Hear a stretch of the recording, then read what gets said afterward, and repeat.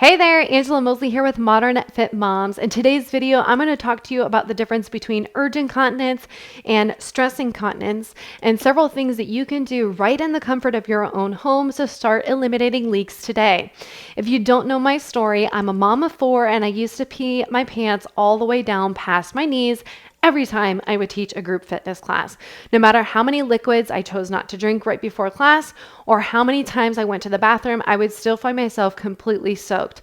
Embarrassing is an understatement. So I understand what you are feeling, especially if you're here watching this video. I know that this is a sensitive and vulnerable topic, so I'm here to share with you all the things that you need to know to start reducing those leaks right at home. So for starters, stress incontinence is caused from either impact or pressure when it comes to training. So impact, think jumping or running, impact on the pelvic floor, versus pressure is through lifting weights, sneezing, and coughing, which creates pressure down onto the pelvic floor. Now we know, if you've been following me for a while, that both a tight pelvic floor and a weak pelvic floor can cause leaking. So I'm going to get into that in a little bit. Whereas urge incontinence is that sudden ping to have to go to the bathroom. So you get that sudden urge to have to run off to the bathroom. And this could be from running water. It could be that just in case pee or pulling into the driveway that's causing you to have that sudden urge and then you go and run off to the bathroom.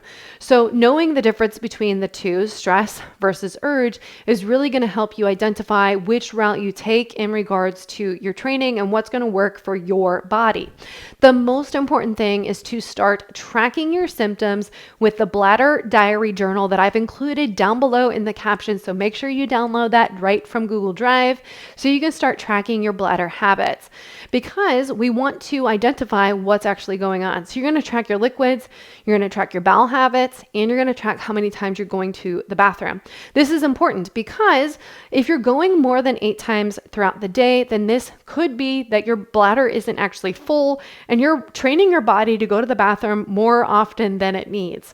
Going to the bathroom more than or less than 2 hours per day is another sign that your bladder isn't actually full and didn't actually need to go to the bathroom. So when it comes to urge incontinence, that's a great way to start training that mind-body connection. So how do you know if your bladder is actually full when you go to the bathroom? A couple different things that you can do. Number one, you can actually measure your output, your urine output. So anything 1 cup and above typically will mean that you had a full bladder. Counting 1 Mississippi, 2 Mississippi, all the way up to 7 Mississippi, as long as your flow of urine is nice and smooth, that typically would mean that you had a full bladder. Going more than 2 hours or it's past that 2-hour mark and you've had some liquids in your system, then you most likely had a full bladder and your bladder really was actually ready to go. But what we've trained our body, especially with that urge incontinence, is we've trained our body to go before we actually need to go, which is causing some of those accidental leaking, especially if you have that urge and suddenly your body is not able to hold on to the urine because we've trained our body to go before it's actually full. So this is why it's important to start tracking those symptoms so that you can start identifying what your triggers are. So is your trigger running water? Is your trigger because you're doing the just in case pee before you leave the house? Is the trigger pulling into the driveway and then you have to run to the bathroom? So you want to identify those triggers. You want to identify how often you're going to the bathroom. And you want to identify if you have good stools too, because constipation can cause leaking as well, and how much fluids you're getting into your system. Once you identify this and you track these symptoms, then we can start training the body, meaning that we're going to train the brain to connect with your bladder. So what you're going to do for that urge incontinence is as soon as you have that sudden urge, the first thing you're going to try is setting a timer for 30 seconds. See if you can hold off running off to the bathroom for at least 30 seconds. And then you're going to continue to add on this time as time progresses. So that first day you're going to do 30 seconds and then add on, maybe you do 10 more seconds, another 10, get to a minute, and then so on and so forth. And then, do as much as you can so you can start to train the body and train the bladder to not have to go right away. By all means, if it's been 2 hours since you've been to the bathroom and you've had lots of liquids, whether it's a smoothie, some tea, coffee, whatever the case might be, please go to the bathroom. Your body probably needs to go. Okay. But those are just some things that you can do with that first one. Second thing is change your environment or change the activity. So if you're doing the dishes and you get that ping to have to go to the bathroom, maybe you get out of the kitchen and you just walk around, or maybe you get out of the kitchen and you go work on the laundry instead. Sometimes we just need to change environments and change activities to eliminate that urge from having to go to the bathroom. You can also add this with the time. So you do that, you change environments for a minute, 2 minutes, 3 minutes, whatever the case might be, and then return back to the activity that caused that trigger to have to go to the bathroom. And you kind of just repeat that until you really feel like you have to go. Number 3, you can do some Kegels. Now, I'm not a huge fan of this, but it can work for some women.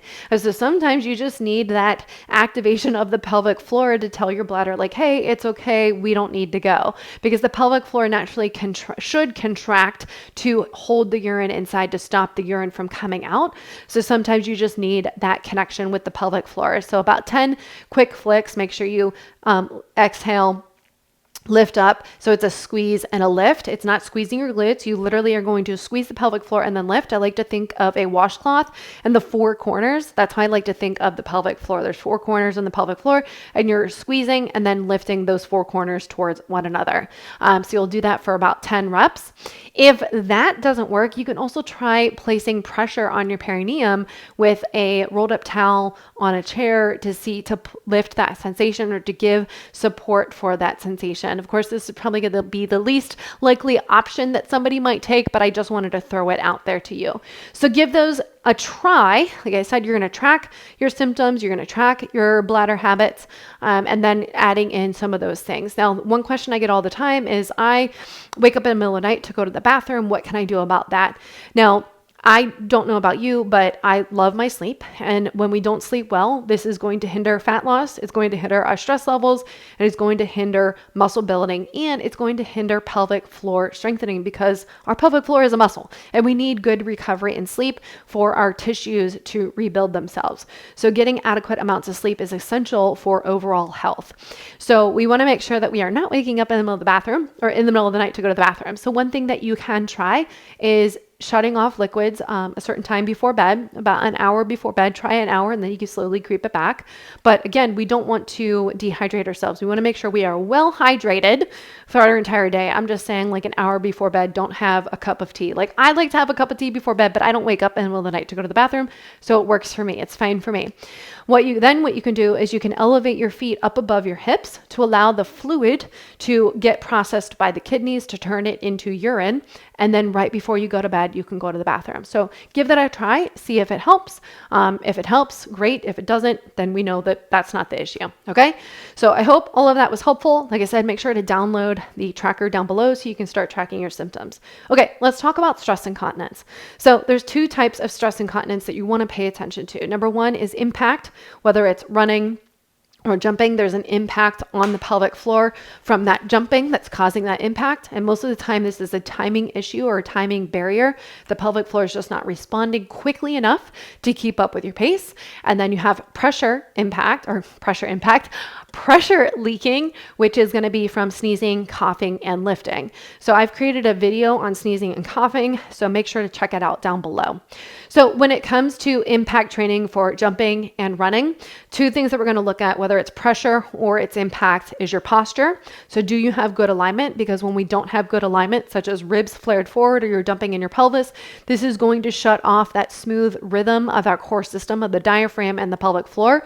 Because as you know, when you inhale down, it descends down into the pelvic floor.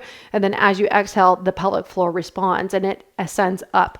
So this is a natural response of our breath and a natural way for our pelvic floor to lengthen and strengthen. We need lengthen a muscle to have it strengthen. And so when this system is messed up through our posture, because all of the pressure is going out through our abdomen, then this is going to put a kink in the system. And it's not going to let it work smoothly like it should. And so this could be one of the reasons that you're experiencing leaks. Then the other one is tension. So whether you have tension in your back or tension in your pelvic floor, in the posterior pelvic floor, this is going to shove that pressure forward. And this is going to create an opening in your bladder. So if you have all this tension here, then that's going to push all of this pressure and all of the organs forward, which is going to put pressure on the pelvic floor, which is also going to weaken the front of the pelvic floor, leading to those leaks. So those are the two most important things, is that you want to look at your posture and alignment, and then you want to look at your pelvic floor tension. So if you are like, yep, check them off, both of them are good, I don't have tension, I don't have any alignment issues, which unless you've done proper training, you probably do have some alignment barriers. But if you're like, nope, these are good, then it could just be pelvic floor strength and pelvic floor timing. So one thing we want to think about, especially when it comes to impact training, is that every time the feet land on the floor, you want to think tiny, quick little exhales. This does not mean that we are holding up the pelvic floor. You're not going to hold up the pelvic floor. You're not going to try to contract the pelvic floor. It's too quick for that. We don't have time for that. We want our pelvic floor to naturally respond. And so we can do that with our exhale, because as you know, as we exhale, that naturally lifts the pelvic floor. So you can start with tiny little jumps or calf raises and dropping the heels on the floor, which is going to create impact in your pelvic floor. And you can think, drive up and down, let those heels flop. That's going to create that exhale, or you're going to exhale as the heels drop, and so that should create a natural response of the pelvic floor. Then once you feel like you've gotten that, then you can come into these tiny little stiff-legged hops, and you can think about exhaling every time your feet land on the floor. So start slowly with that and using your breath with those tiny exhales to get that impact to respond on your pelvic floor. If that doesn't work, then you can think about maybe your pelvic floor just needs intentional activation, and that's okay. Sometimes we just need that mind-body connection, just like we might need for activation for our glutes and our squats and our deadlifts, that we just need to prepare the body to respond appropriately.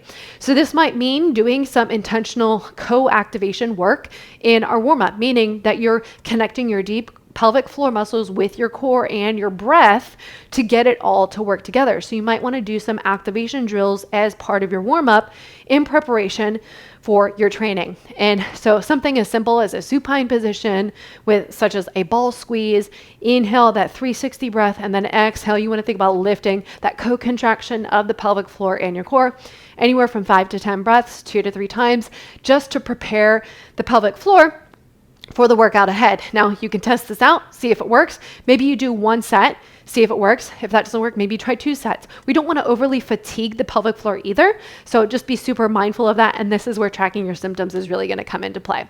Okay, let's talk about pressure. Like I said, I have a video down below for you on sneezing and coughing when it comes to leaking, but let's talk about weight training.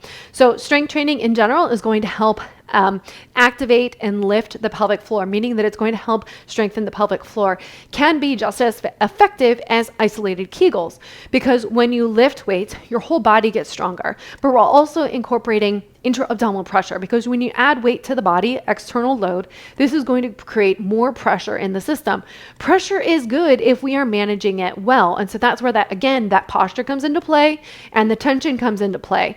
If our posture is good and we don't have tension, then the pressure should be even all the way around. So when you add load to a squat, for example, your body should be able to handle it. And so naturally, strength training will increase pelvic floor activity, especially in squats, single leg stuff, anything reaching up overhead, driving the knees up, balance work, core work. This is all going to naturally lift and strengthen the pelvic floor. This is why strength training is a huge part of my clients' training plan when it comes to leaking, when it comes to DR, when it comes to prolapse, because we need to be getting the body stronger in a more functional way to get a better response from the pelvic floor. So same thing with the impact training. Sometimes your pelvic floor is just either lacking the strength and it's not up to par. So say you can lift really heavy, a really heavy squat, but your pelvic floor, like your body can handle it, but your pelvic floor can't because you're leaking, then we just need to regress a little bit. Take back, maybe instead of doing 3 sets of a heavy squat, maybe you do 3 sets or 4 sets, 4 to 5 sets of a lighter squat. So you're still getting in the reps, but you're using less load. And so then it allows your pelvic floor to kind of bring up to speed with your body. So you're still strengthening your body, but you're allowing your pelvic floor to not have as much load on it, because sometimes your pelvic floor just isn't strong enough to handle that load, even though your body is. So sometimes we just need to regress a little bit. Same thing with the impact training. You may just need to build that connection at the beginning of your workout. Building that co-contraction of the core and the pelvic floor with your breath is going to give you the most bang for your buck, rather than just doing Kegels, right? So we want to do that co-contraction, core, pelvic floor, and our breath all together to produce the best results. You can even warm up with a squat. So if you know you're doing squats for that day, you can warm up with a squat. So inhale down, and then right before you come up, you could think about doing a Kegel right before you come up in your warm up without any load, so that your body can start to respond to the movement patterns. Sometimes we just need that mind-body connection, but eventually the goal is that your pelvic floor will respond naturally with your breath without you having to cue it. All right, I know that's a mouthful, that's a lot, but I hope that you got something out of it. I would love to hear what was the most beneficial thing that you learned from today's video, and I will definitely be sharing more in the videos to come. If you are ready to dive deeper into strength training, getting back to running, getting back to lifting while reducing prolapse symptoms, eliminating leaks, and healing diastasis recti, make sure you check out the program down below. I've helped hundreds of moms get back to the workouts they know and love because of my program, and I want the same for you. Otherwise, I will see you in the next video.